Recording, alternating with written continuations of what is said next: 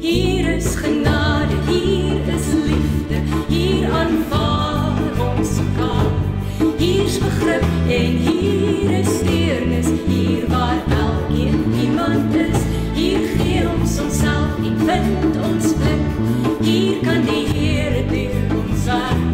Hier is ons thuis, hier is ons huis, hier waar elkeen iemand is en iemand word. Goeiemôre almal, baie welkom by vandag se Huiskerk. Ek wil net begin met so 2 vinnige afkondigings. Oor 2 weke op die 1 September het ons nagmaal by die kerk, so ek wil jou graag uitnooi om dit by te woon. En dan ook wil ek net sê dat ons gemeente is hierdie jaar 40 jaar oud. So ons gaan in Oktober so 'n bietjie fees vier. So ek wil hê jy moet so lank aanteken, die 27ste Oktober, daai Sondagoggend, gaan ons 'n feesdiens hê by die kerk. So ek wil jou uitnooi om dit by te woon en nooi ook sommer enigiemand anders wat vroeër jare in die gemeente was om saam met jou dit by te woon en dan kan ons lekker almal saam fees vier. Maar terug na vandag. Vandag se storie waarna ons gaan kyk is van die vroegste tye af al 'n baie prominente storie in ons wêreld. Dis 'n storie wat op verskillende maniere uitspeel en ook ons verhoudings baie beïnvloed. Dis 'n storie wat ons nie graag baie graag oor praat nie. Maar dis 'n storie waaroor Jesus baie praat in sy bediening. En die titel van hierdie storie is Gelukkig is die wat ryk is. So kom ons lees vandag se teks. Ons gaan lees uit Lukas 12 vers 13 tot 21. Iemand uit die skare het vir hom gesê: Meester, sê vir my broer om die erfenis met my te deel. Maar hy antwoord hom: Mens, wie het my as regter of bemiddelaar oor julle aangestel? Toe sê hy vir hulle: Pas op en wees op julle hoede vir elke vorm van gierigheid, want 'n mens se lewe word nie bepaal deur die oorvloed van sy besittings nie. Daarna het hy vir hulle die volgende gelykenis vertel. 'n sekere ryk man se plaas het 'n goeie oes opgelewer. Hy het homself toe afgevra: Wat moet ek doen? Want ek het nie 'n plek waar ek my oes kan opgaar nie. Toe sê hy: Dit is wat ek sal doen. Ek sal my skure afbreek en groter skure bou. Daarin sal ek al my graan en my goedere opgaar. Dan sal ek vir myself sê: Mens, jy het baie goed opgegaar vir baie jare. Ontspan, eet, drink en wees vrolik. Maar God het vir hom gesê: Jou dwaas, vandag nog sal jou lewe opgeëis word, en wat jy bymekaar gemaak het, aan wie sal dit dan behoort? So gaan dit met iemand wat vir homself skatte bymekaar maak, en nie in God ryk is nie. Nou as jy nou op my ouderdom kom, so hier in jou middel 50s, dan begin 'n mens nou so stadig gaan dink oor jou aftrede. Mens begin wonder, wat gaan jy doen as jy klaar afgetree het? Gaan jy genoeg geld hê om te kan aftree? Al die goed begin so in 'n mens se gedagtes loskom. So het ek in Jalies toe onlangs gegaan om 'n slag weer met ons finansiële raadgewer te gaan praat, net om seker te maak dat alles goed daarom in plek is en dat ons alright sal wees en dat ons testament reg is en al daai goed. Daai weet soos wat 'n mens mos na my elke paar jaar moet doen. So toe ek nou weer vandag se teksgedeelte lees, toe kan ek nie help om te wonder, wat het hierdie ryk boer dan nou eintlik verkeerd gedoen? Hoekom word hy 'n ryk dwaas genoem? Hy was mos net verantwoordelik. Hy het beplan vir die toekoms. Hy was 'n suksesvolle boer en die grond waarop hy geboer het 'n goeie oes opgelewer wat hom ryk gemaak het. En hy het toe groter skure gebou om die oes en alles en al sy goed wat hy bymekaar gemaak het te kan spaar daar. So hy was reg vir sy aftrede. Hy het genoeg bymekaar gemaak sodat hy sy aftrede kan geniet. Sodat hy kan ontspan en eet en drink en vrolik wees soos die teks sê. En so wat is dan 'n fout daarmee? Hy het mos net die verantwoordelike ding gedoen. Totdat ek hierdie teks met 'n bietjie 'n fyner oog weer gaan lees het. Want as 'n mens so die teks so lees, dan let jy op hoe baie keer die woorde ek, my en myself in die teks gebruik word.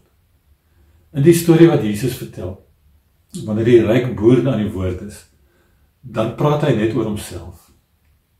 Hy vra, wat moet ek doen? Ek het nie plek vir my oes nie. Ek sal groter skure bou vir my graan en my goedere. Ek bedoel selfs 'n punt waar hy homself geluk wens met alles wat hy reg gekry het. So die fout wat die ryk man gemaak het, is dat alles gaan net oor homself. Sy grond het hierdie wonderlike groot oes opgelewer wat van hom 'n ryk man gemaak het, maar hy wys geen dankbaarheid daarvoor teenoor God nie, of eers teenoor die werkers wat hom gehelp het op die plaas nie. Hy dink nie eers daaraan om sy rykdom met ander mense te deel nie. Hy dink nie eers daaraan om te vra, wat verwag God van my, moet ek met my rykdom maak nie. So uiteindelik leer hierdie ryk man, wat die skrywer van Prediker daar in die Ou Testament al ook geleer het. En dit is dat enigiets kan enige tyd gebeur, en jy kan nie jou goed saam met jou vat nie. Die skrywer van Prediker besef, dat al die goed waarvoor ons so hard gewerk het, en wat ons so opgegaan het, gaan uiteindelik maar na ander mense toe. Kom ek lees gou vir julle, Prediker 2 vers 18 en 19, en ek lees dit uit die Message vertaling. And I hated everything I'd accomplished and accumulated on this earth.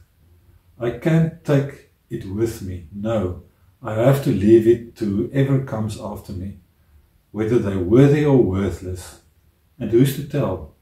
They'll take over the earthly results of my intense thinking and hard work. Ons het onlangs iets hiervan ook beleef, toe my skoonma uit haar groot huis uit moes trek na 'n kleiner plek toe. Nou sy het baie goed gehad, wat vir haar baie waardevol was, oor verskillende redes. Maar uiteindelik is al haar goed ook maar net in bokse gepak, en dit is of weggegee, of dis verkoop aan mense wat nie dieselfde waarde daarin heg nie. Mens kan nie jou goed saam met jou vat nie. Die feit dat ons so baie goed het, en so baie goed by mekaar maak, sê Jesus, is as gevolg van gierigheid. Gierigheid maak dat ons altyd voel, ons het nooit genoeg nie. Dit maak nie saak hoeveel ons het nie, ons dink altyd aan dit wat ons nie het nie, en hoe ons dit kan kry. Gierigheid maak ook dikwels dat daar konflik is tussen familielede en vriende. Soos wat ons sien in hierdie storie, hierdie hele situasie begin met twee broers wat met mekaar beklei oor hulle erfporsie. Ek lees die week iemand wat skryf, countries have conflict about territory, neighbors have conflict about fences, partners and families have conflict about money. Dan daarmee saam ook waarsku Jesus dat hierdie baie keer gierigheid en besittings en rykdom en geld, dat dit baie keer in die pad kom van ons verhouding met God. Nou, dis nie dat God nie wil hê dat ons moet spaar vir ons aftrede vir die toekoms nie. Natuurlik nie, dis die verantwoordelike ding om te doen. Dis ook nie dat God nie wil hê dat ons moet ontspan en eet en drink en vrolik wees nie. En ons lees in die Bybel verskeie plekke waar Jesus ook geëet en gedrink en vrolik was saam met mense. Maar dit gaan op die ouend alles oor prioriteite. Dit gaan oor wie nou eintlik die God van my lewe is. Is dit die God van geld en besittings, of is dit die God van die Bybel? Dit gaan ook daaroor dat ek dankbaar moet wees vir wat ek het. En dit gaan oor hoe ek dit wat ek het gebruik ook tot ander mense se voordeel. Dit gaan ook daaroor dat ons lewens kan nie net gaan oor onsself en oor ons eie behoeftes en begeertes soos die ryk dwaas nie. Maar dit gaan oor God en dit gaan ook oor ander mense. En daarom waarsku Jesus ons in vers 15. Pas op en wees op julle hoede vir elke vorm van gierigheid. Want 'n mens se lewe word nie bepaal deur die oorvloed van jou besittings nie. Kom ons sluit af en ons luister na 'n lied. En hierdie lied is 'n belydenis of 'n erkenning dat alles in ons lewe, ook ons geld en ons besittings, in diens van God staan. Kom ons luister daarna. Take my life and let it be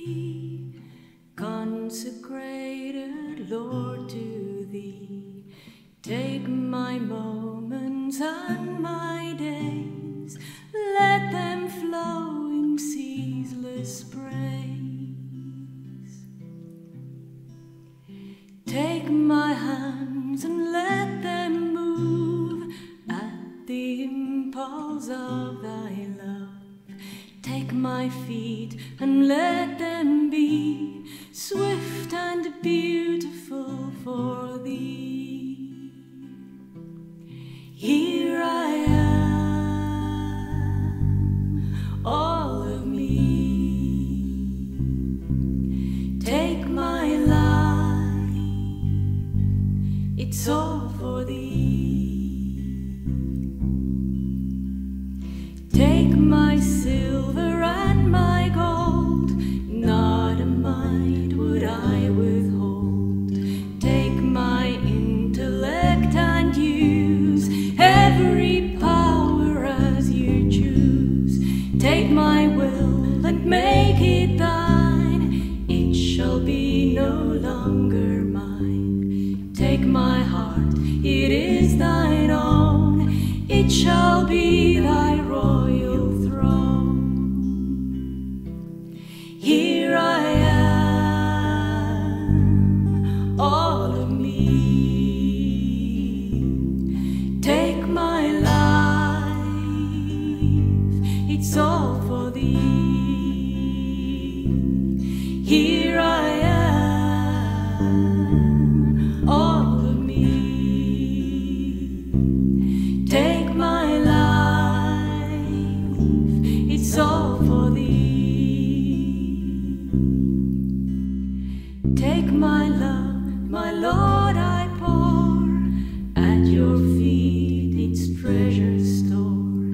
Take myself and I will be ever only all for thee. Take myself and I will be ever only all for thee. Here I am, all of me. Take my life, it's all for thee. Here I am, all of me. Take my life, it's all for thee.